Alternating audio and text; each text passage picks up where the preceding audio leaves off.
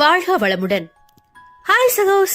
இதயம் மீட்டும் மெல்லிசை போல உங்கள் மனதை மயக்கப் போகும் எழுத்தாளர் தீபா பாபு அவர்களின் கற்பனை சிதறலுக்குள் நம் பயணத்தை தொடங்கலாமா? அத்தியாயம் 11. அன்று பேஸ்லிப் கைக்கு வந்தவுடன் தான் சம்பள நாள் என்பதை வினயாவிற்கு நினைவு வந்தது. ஓ, நான் என் வேலையில சேர்ந்து 1 மாசம் ஆயிடுச்சா?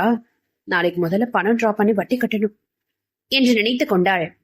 மறுநாள் காலை விஷ்ணு வந்தவுடன், இந்தாங்க சார் என்று அவன் முன் பணக்கவரை நீட்டினாள் அவள். அதை புரியாமல் பார்த்தவன், என்னது என்று கேட்டான். வட்டி பணம்.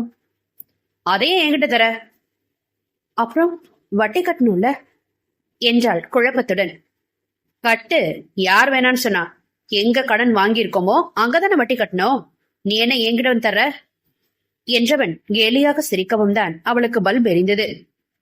ஓ, ஃபைனான்ஸ்ல கட்ட சொல்றீங்களா? பா, லைட் எரிஞ்சிருச்சா சார் என்று முறைக்க முயன்று தோற்றவள், லஞ்ச் பிரேக்ல போய் கட்டிடுறேன் என்று புன்னகையுடன் நகர்ந்தாள். அவ்வளவு அவசரமா ஓடி போய் கட்டணும் இல்ல, நிதானமா அந்த பக்கம் போகும்போது கட்டு. சண்டே கூட ஃபைனான்ஸ் இருக்கும். தன் போக்கில் சொல்லிக்கொண்டே தன்னிடத்திற்கு செல்பவனின் குரலில் அவனை வியப்பாய் திரும்பி பார்த்தவள் ஏற்கனவே ஏற்பட்ட அனுபவத்தின் காரணமாக அவன் காணும் முன்னே அவசரமாய் தன் பார்வையை மாற்றிக்கொண்டாள். என்ன ஒரே ஆங்கிள் பாக்குறத வச்சு நான் இப்படித்தான் உன்னால முடிவு பண்ண முடியாது. தனக்குள் சிரித்தபடி அமர்ந்தவள் தன் வேலையை தொடர்ந்தாள். வினயாவின் வாழ்வில் எந்த ஒரு பிரச்சனையும் இல்லாமல் காலச்சக்கரம் சீராக சுழன்று கொண்டிருந்தது. அவ்வப்பொழுது தன் பெற்றோரின் ஏக்கம் எழுவதை தவிர அவள் வாழ்க்கை இலகுவாக சென்றது. முந்தின நாள் மாலை முதலே சிறிது உடல்நலக் குறைவால் பாதிப்படைந்திருந்த வினயா இரவு மாத்திரை போட்டு படுத்தவள் அதன் வீரியத்தில் ஆழ்ந்த உறக்கத்திற்கு சென்று விட்டாள். அதனின் பக்க விளைவாக காலையில் கால தாமதமாக எழுந்தவள் நேரத்தை பார்த்துவிட்டு, ஷிஷோ, இவ்வளவு நேரம் ஆயிடுச்சே என்று அடித்து பிடித்து என்ன அவசரமாக கிளம்பி ஓடி வந்திருந்த பொழுதும் அவளால் சரியான நேரத்துக்கு அலுவலகத்துக்கு வர முடியவில்லை. விஷ்ணு இவளுக்கு முன்பே வந்திருந்தான். லேசான தயக்கத்துடன் காலை வணக்கம் சொல்லி அவன் எதிரே சென்று நின்றவள், சாரி சார், கொஞ்சம் லேட் ஆயிடுச்சு என்றாள் மெல்லிய குரலில். அவளிடம் பார்வையை கூட உயர்த்தாது தனது வேலையில் தீவிரமாக மூழ்கி இருந்தவன், பரவாயில்ல, ஆனா இனிமே இந்த மாதிரி லேட் ஆகாம பாத்துக்கோ என்றதில் இவளுக்கு பெரும் ஆசுவாசம் பிறந்தது. கொஞ்சம் வேகமா நோட் பேட் எடுத்துட்டு வா வினயா, போ என்றவனின் உத்தரவில் இவள் குறிப்பெழுத விரைந்து தயாரானாள். உட்காரு, நேற்றுக்கு பெரிய பில்டிங் கன்ஸ்ட்ரக்ஷன் ஒன்று டெண்டர் அனௌன்ஸ் பண்ணிருக்காங்க. இது நம்ம கம்பெனிக்கு கிடைக்கிற பெரிய வாய்ப்பு. அதை நம்ம சரியா பயன்படுத்திக்கணும். கொட்டேஷன் ரெடி பண்ணுமா சார்? நிமிர்ந்து அவள் முகம் பார்த்து புன்னகைத்தவன், குட். ஆமா, கொட்டேஷனுக்காக தான் ஃபைல் ஒன்னு ஸ்டெப் பை ஸ்டெப்பா கிளியரா ரெடி பண்ணணும். உனக்கு நம்ம கம்பெனில இது ஃபர்ஸ்ட் அசைன்மெண்ட். முதல்ல நான் சொல்ற டீடைல்ஸ் எல்லாம் கேதர் பண்ணி ரெடி பண்ணிட்டு அதை ஒரு பிரிண்ட் அவுட் எடுத்துட்டு வா என்று சொல்ல ஆரம்பித்தான்.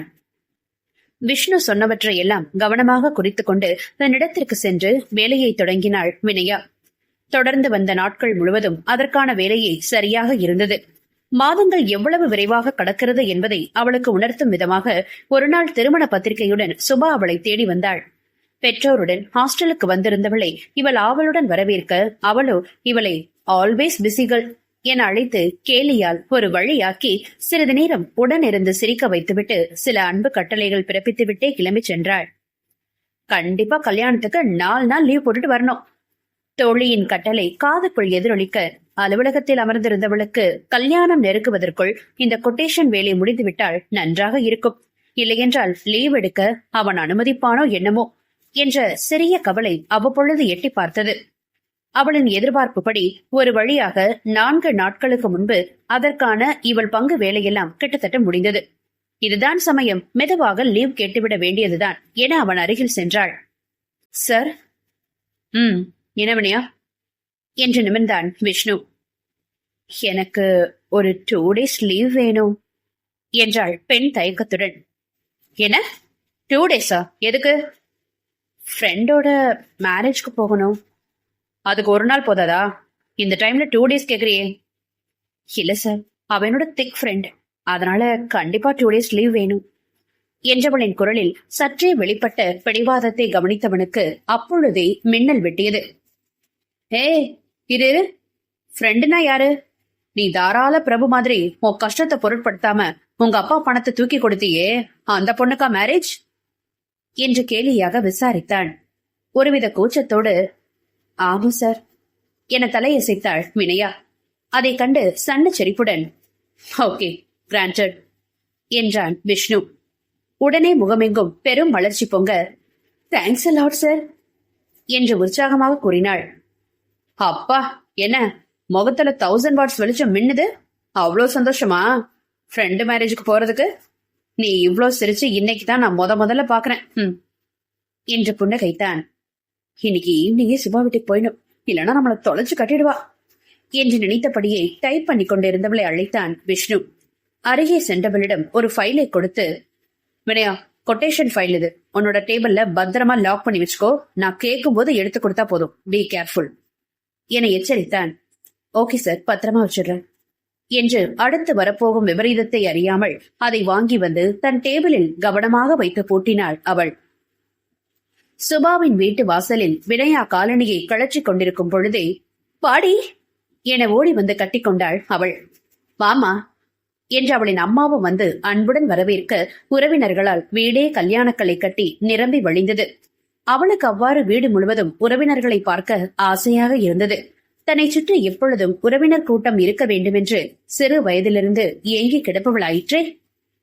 எங்கே உடனிருந்த பெற்றவர்களையும் தொலைத்துவிட்டு இன்று ஹாஸ்டலில் தனியாக இருக்கின்ற எனக்கெல்லாம் எதற்கு இந்த பேராசை என்று தன் எண்ணமே தன்னை சிறுமைப்படுத்தி செல்லும் திசை புரிந்து திகைத்தவள். சி, என்ன நினைப்பது? என் சிந்தனை ஏன் இப்படி தாறுமாற போகுது?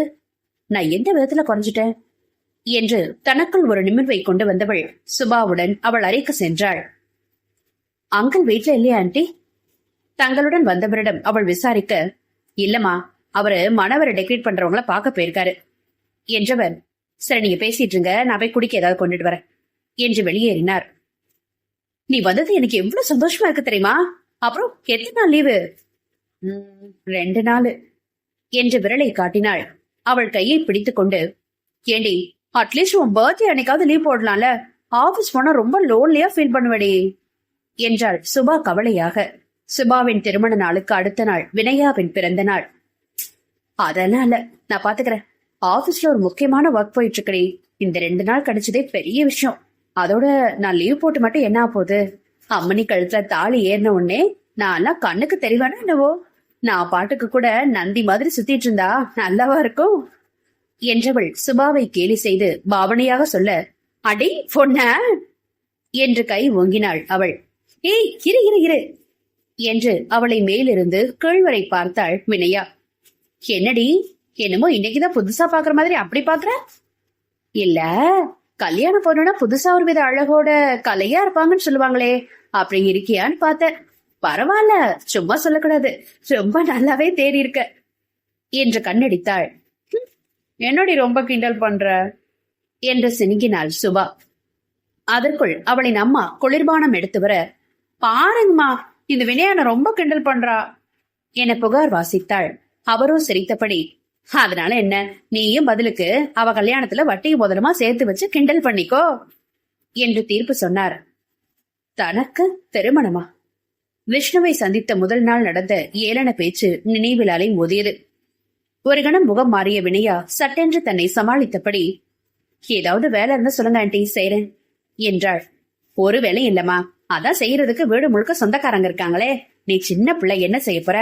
இவதான் ஏதோ மெகதி பொண்ணுன்னு சொல்லிட்டு இருந்தா, அத பாருங்க என்று புன்னகையுடன் உறவினர்களை கவனிக்க சென்றார்.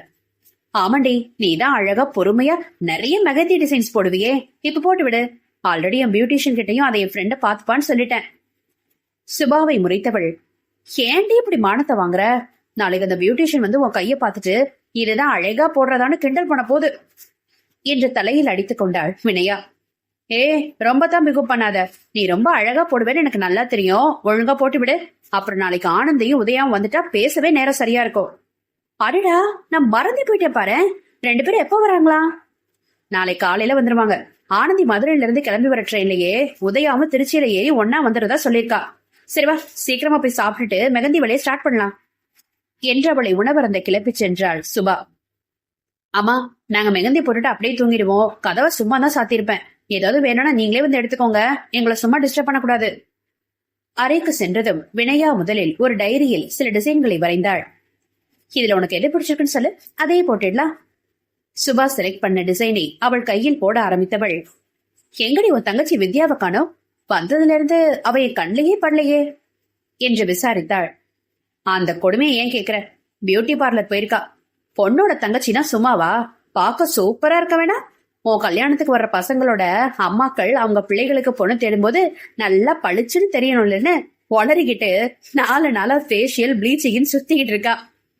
என்ன என்று சிரித்தவளை கண்டு, இரு உனக்கும் வச்சிருக்கா. அவளோட சேர்ந்து உனக்கும் சில ஹேர் ஸ்டைல் செலக்ட் பண்ணிருக்கா. நாளைக்கு பியூட்டிஷியன் வந்ததும் உன்னை இழுத்துட்டு போயிடுவா பாரு என்று நகைத்தாள். வினயா இடவளமாய் தலையசைத்து புன்னகைத்தவள், எனக்கு மேக்கப்பா? அவ வரட்டும், கவனிச்சுக்கிறேன். எனக்கு அதெல்லாம் சுத்தமா பிடிக்காது, இன்ட்ரெஸ்டும் இல்ல என்றாள். நட்புகள் எல்லாரும் நம்ம சேனலை மறக்காம சப்ஸ்கிரைப் பண்ணுங்க. கதையை கேளுங்க, லைக் பண்ணுங்க, கமெண்ட் பண்ணுங்க, பிடிச்சவங்க ஷேர் பண்ணுங்க. நன்றி.